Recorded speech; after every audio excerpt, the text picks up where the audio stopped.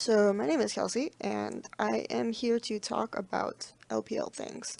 So the first request I got was to do a short video on the group overview and whether or not I think this time around the groups are kind of imbalanced.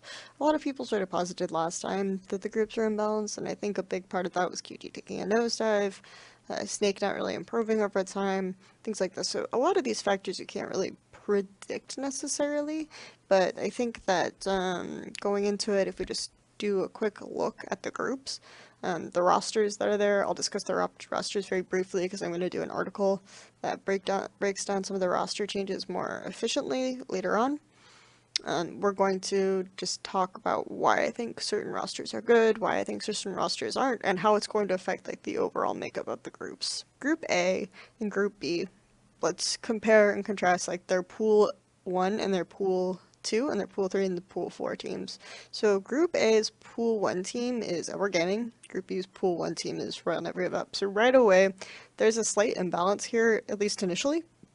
I think that LPL Gaming are probably going to be better than they were with Pawn having an injury and not really practicing that much, but probably not as good as they were at their peak when Pawn was like practicing really hard and the entire team was doing well and working well together. So right now I'm going to give that to Royal Never Give Up. I think both teams though might kind of not meet expectations initially because UCI teams take a while to ramp up. I think UCI will have to always find a way to fit into the new environment. Sometimes it works, sometimes it doesn't. I also think that after putting in so much work during MSI, Mata might feel like he needs a little bit of a break, so he might not be as focused, and so Royal might not be good initially. Gaming probably will get better over time as well as they integrate Scout more. So I kind of think that over time these two teams will be similar level in strength. Royal has a slightly higher ceiling, but that depends on a lot of factors. So I think that right now I'm going to say that Group B has a stronger point based on their Pool 1 teams. Pool 2 teams, okay. Snake, Newbee, Vici Gaming, and WEA. I actually feel like Group B really wins out here as well. And the reason why I think this is because a lot of people have been asking me about Newbee Gaming. Like, why don't I think they're good? I think a lot of this comes down to basically Dade. So, Dade, a lot of people are still high on him, but if you've watched him in the LPL, he was good in maybe 1 of 10 games, and a lot of people like to run the narrative that his team was heavy as fuck and all this other shit, and it's like, oh, these players only got good after it. This is an extreme coincidence. Like, you can't just say that shit, right? Because SMLZ, Condi, Looper, all of these players were performing much better after they left M3, like this year. So a lot of this could be that the environment on the team wasn't very good. And a lot of the reason why people have said that the environment on the team wasn't very good is because there was a power struggle between LevCD and Dade. So right now you already have Dade as a possible instigator of some of these issues. It doesn't necessarily mean it's his fault. I'm not going to say it's his fault, but you know, team environment is really difficult to manage, and if you don't have a strong management staff, which frankly Newbee have proved that they do not, this can be a problem. They already had a big power struggle between their jungle and their mid before. This could happen again since Swift is still on the roster and Dade is a new player. The other factor related to Dade is he has publicly stated that he's been misled by the organization already. So he joined the team, he thought he'd get playtime, he didn't get playtime. At least not in the LPL. He was in the reserve league for a little bit. So he already said that he felt like he didn't really want to go back to Newbee because of this reason. So already you're coming in with a sense of trepidation. Second, he said he'd want to come back to Newbee because he was really impressed with UCI and he would want to play with UCI. Funny thing, the reason you just said you'd want to come back just left the team. So that's like him being misled by the organization one more time. The other factor to consider, so maybe they told him beforehand that UCI is leaving, but I just find it, given that that was his statement, that it's a little strange. The other factor here is that I think that Dade just in general might not be super happy with this organization if he's already said up front, you know, I don't really want to go back to them. I feel like their management misled me. but I only would really come back because I don't have any options and because I want to play with UCI. So this is not really setting it up to be an environment where he really wants to play on this team and your team really wants to do well. I still think V, Pekko, Moore, Swift, they're all good players, but I can see this being a huge issue for them. It's also something where Dade and Pekko, both very, very late game team, late game oriented players, it's going to be a farm up Samsung Blue-esque situation. So we will see how that ends up. Let's take a look at the other side of the coin in Group A, which is Sneaky Sports. I feel like of the four teams, Snake is actually the worst. Even though they might have some good players, it's just this constant changing of the roster. So if I'm known Vietnamese player to have really, really weird issues with,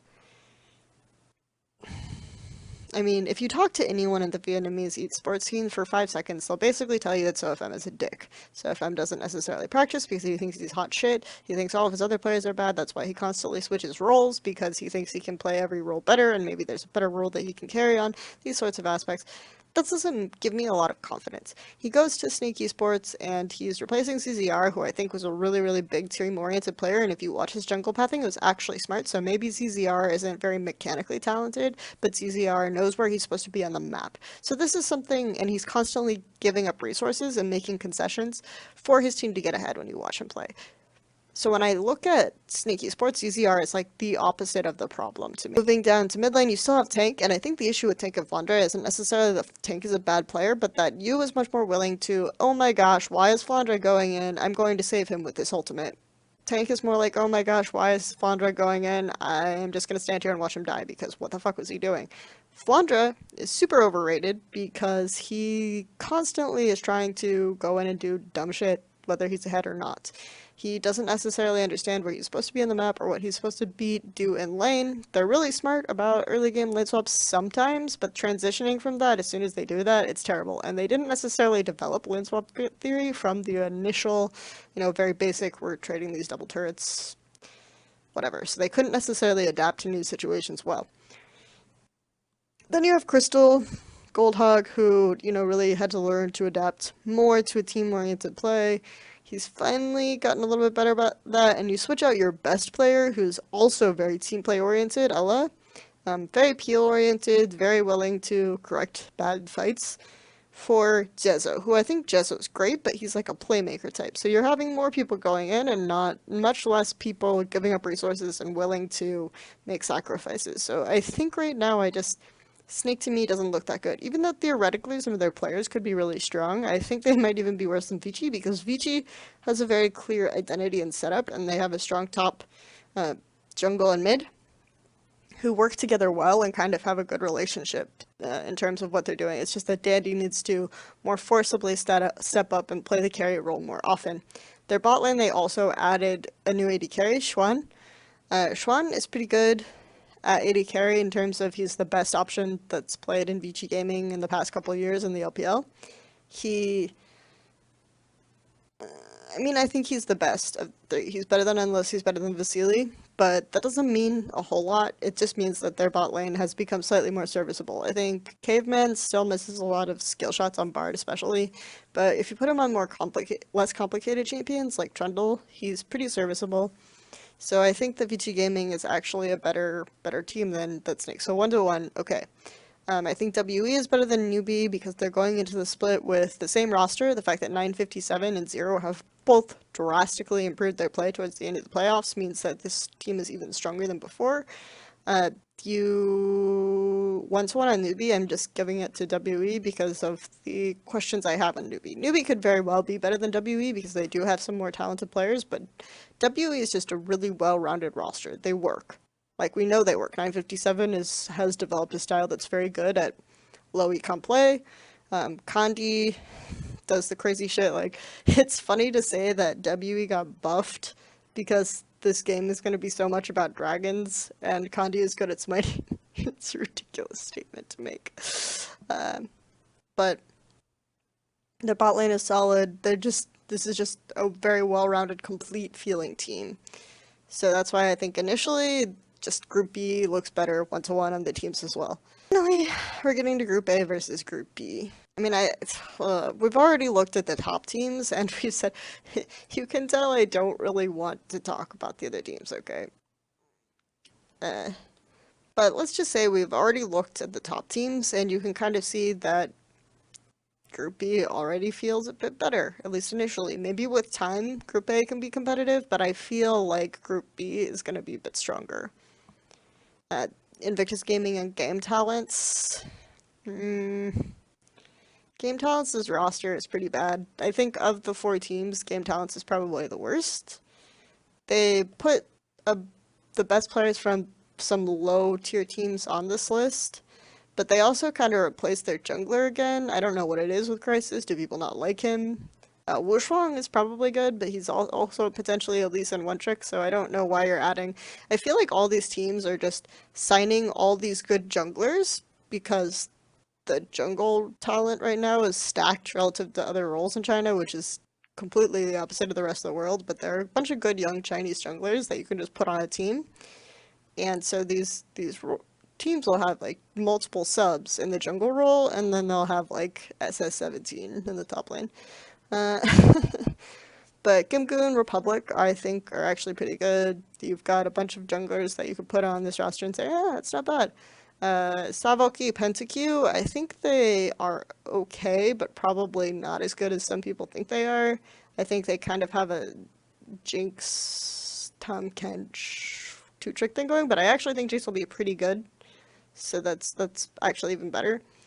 But I think game talents are not that great. Invictus Gaming have a formula that everyone's already figured out. They're putting Tabe in as starting support. I think this is now confirmed. So Tabe's behavior is really, like, he doesn't care. He makes people write into his contracts that he doesn't want to do anything if he doesn't have to, basically.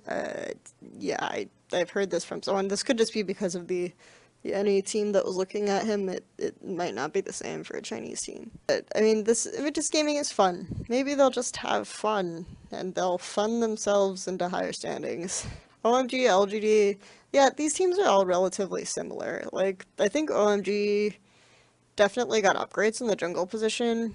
World 6 and Scenery are both good junglers that could develop. There's a rumor that Loveling might start at some point, but I don't think Loveling will be good. They should stick with the good rookie junglers that they've signed.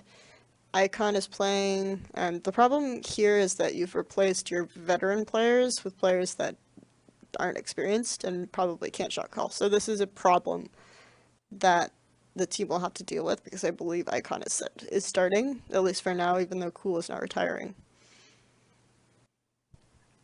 LGD is a shit show. We all know what LGD looks like without PYL. It looks like last year when PYL was on, or last vote when PYL was on the team, except that even worse. But I don't think LGD is going to be any good. If LGD ends up being the worst of these 4, I will not be surprised. But I think all these teams have similar expectations for them to not be very good, and to not do much of anything. So I think that there's a huge drop-off from Pool 2, where you can kind of see some teams like, oh, okay, this is not bad, to absolutely not. I'm not going to talk a lot about Saint this video, because I'm going to do a separate video on Saint, because I think they're really funny. Aime versus Saint. I think Saint is actually better. So I think we actually have a point here in the lower tier team, and that Saint is a team that I think maybe can jump up. I feel like you're aiming to not be relegated because your team is not good. I mean, Fire Lolly is your jungler. Your mids are Bamey and Athena. Your top laner is Amazing J. Where do you go from that? Road is literally their best player. Road and Jinjiao is probably their best players. So, aim to not get relegated, guys. Good luck. Hopefully it's not that hard, because you have LGD Gaming in your group. I'm just saying. Just throwing that out there. But you do have a really top-heavy group, so that's difficult for you. So yeah, I actually think Saint have an okay chance of not being bottom 2. Just because they could probably stand to take a couple games off of the top teams initially. And Victor's Gaming and Game Talents are really difficult teams to predict, so my thoughts. I think overall Group B is slightly better in terms of top heaviness. The pool 3 teams, I'd say, are about even, and Group A has maybe a better pool 4 team than Group B. So that overall makes me feel like, in terms of meta differences, it's really hard to say because a lot of these rosters are just random. So we're just gonna go with that.